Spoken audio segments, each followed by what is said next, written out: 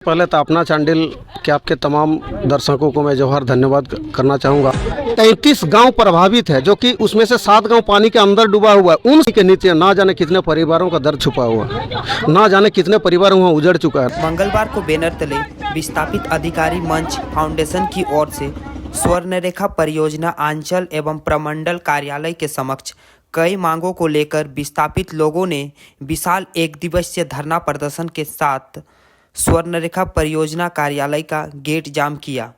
विस्थापित अधिकारी मंच के नेता श्री राकेश रंजन महतो ने मांगों को लेकर क्या कहा, सुनिए। विस्थापन के लिए आप लोग आए हैं स्वर्णरेखा परियोजना हाउस, तो आप लोगों का क्या मांग है और क्या आप लोगों का अधिकार से आप लोगों को वंचित किया गया है, बताइए हम लोग। सबसे पहले तो अपना चांडिल के आपके तमाम दर्शकों को मैं जोहार धन्यवाद करना चाहूँगा आपको कि आपने हमारे आवाज़ को लोगों तक पहुँचाने के लिए आज यहाँ उपस्थित हुए। देखिए, आज हमारा मांग जो है, मुख्य मांग है कि आज आपको पता होगा कि अप्रैल महीना में जल संसाधन विभाग झारखंड सरकार तरफ से लिपिकीय पद पर सीधी भर्ती पे नियमावली बना है नौकरी के लिए, लेकिन दुर्भाग्य कि 7 महीना गुजरने के बाद भी अभी तक उस दिशा में सरकार कोई काम नहीं कर रहा है। तो हमारी मांग है कि यथाशीघ्र जितने भी चांडिल मान के विस्थापित है, आज 43 ईयर्स 43 साल कोई छोटा नहीं होता, 4 पीढ़ी की बात है। 4 पीढ़ी से हम लोग शोषण होते हुए आ रहे हैं, 4 पीढ़ी से हम अपने घर से बेघर हो चुके हैं, हमारे खेत खलिहान डूब चुके हैं, हम किसी तरह से अपने आजीविका को चला रहे हैं। तो हमारी मांग है कि आज सरकार ने जब घोषणा किया है कि सीधे भर्ती पे लिपिकीय पद पर लेंगे क्षेत्रीय कार्यालय में, तो हमारे चांडिल मान विस्थापितों को जल्दी से जल्दी यहाँ पर नौकरी की बहाली प्रक्रिया किया जाए। दूसरा,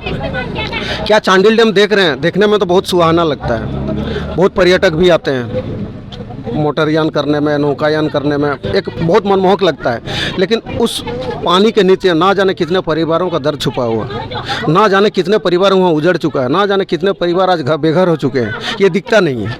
लेकिन आज 43 साल होने के बावजूद भी ये डैम को आरएल के आधार पर, यानी कि रेडियल गेट है, रेडियल गेट के आधार पर गांव का विकास काम का किया जा रहा है। हमारी मांग है, जब हमारे ज़मीन को लिया गया था तो हमें इस तरह का सपना नहीं दिखाया गया था। हमें ये बताया गया था कि हर विकास पुस्तिका में आपको एक नौकरी दिया जाएगा, आपको जब यहाँ से पुनर्वास करके किसी दूसरे जगह पर लेके जाएंगे, यानी कि पुनर्वास स्थल में सभी तरह का मूलभूत सुविधाओं को देंगे, स्कूल देंगे, आपका बिजली देंगे, हॉस्पिटल बेसिक यानी मूलभूत आवश्यकता जितना हर चीज़ देंगे। लेकिन आज 43 वर्ष के बाद भी देखिए, पुनर्वास स्थल 22 पुनर्वास स्थल दिया गया था, लेकिन 22 में से सिर्फ 13 का कुछ विकास हुआ है, अब 9 का तो अभी चिन्हितकरण भी नहीं किया गया।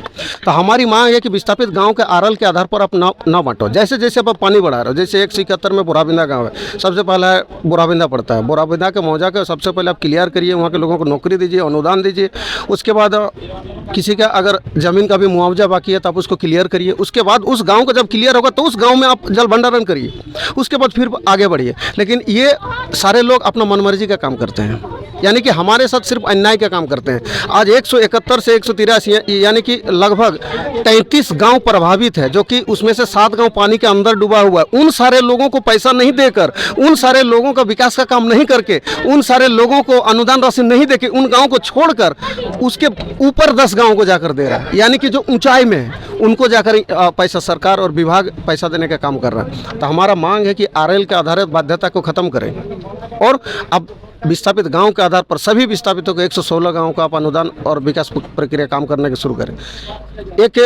4 मौजा है हमारे ईचागढ़ में, ईचागढ़ प्रखंड में 4 मौजा है। एक है पहाड़पुर, उसके बाद हड़ात, उसके बाद है चिरकुई और सोनागढ़ा। ये 4 मौजा के अभी तक 112 गांव में कहीं ना कहीं एक ना आध विकास पुस्तिका का निर्माण हुआ है, इन्हें जिसको पहचान पत्र बोलते हैं। लेकिन इन 4 मौजा में आज तक एक भी नहीं बना है, एक भी नहीं। उनके खेतों में 90% खेतों में जल भंडारण हमेशा रहता, 12 महीना रहता है। आज वे लोग दर दर भटक रहे, खेती करके जो एक आजीविका चलाते तो वो भी बंद हो गया। आखिर विस्थापित जाए कहाँ? कई ऐसी मांगे हैं, जैसे कि हमारे शुरुआत में यहाँ कहा गया, हमारे 2012 के पुनर्वास नीति में अच्छी तरह से वर्णित किया हुआ है कि विस्थापितों को बच्चों को ITI या डिप्लोमा का प्रशिक्षण हम इसके तरफ से विभागीय के तरफ से कराएंगे, लेकिन वो भी बंद कर दिया गया। उसके बाद ये भी कहा गया था, अगर अपने पैसे से कोई विस्थापित का बच्चा अगर कहीं पर ITI या डिप्लोमा या कुछ उच्चतर की एजुकेशन लेते हैं तो उनके बदले में जितनी भी राशि खर्च होगा उनको हम सरकार के माध्यम से देखें, लेकिन उसे भी रोक दिया गया है।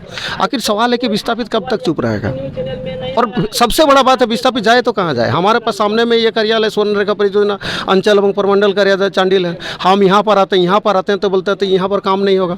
हमें आदित्यपुर भेजा जाता, हम आदित्यपुर जाते हैं, वहाँ बोलता है हम यहाँ नहीं होगा सचिवालय। तो आखिर हम लोग कहाँ जाएँ? अगर यहाँ काम नहीं होगा तो ये कार्यालय क्यों बना है? कई ऐसी बातें हैं जिसमें 12-13 सारे मांगों के साथ हम सारे लोग आज यहाँ पर गेट जाम और प्रदर्शन कर रहे हैं, जिसका अभी हम लोग देंगे सचिव। और दूसरा जो नियमावली निकला है भर्ती का वैकेंसी का, उसको हम लोग अभी एक सचिव के नाम पर आवेदन देने वाले हैं, जिसको हम लोग सचिव को बताएंगे कि जल्दी से जल्दी हम सारे लोगों का बहाली प्रक्रिया स्टार्ट किया जाए। धन्यवाद।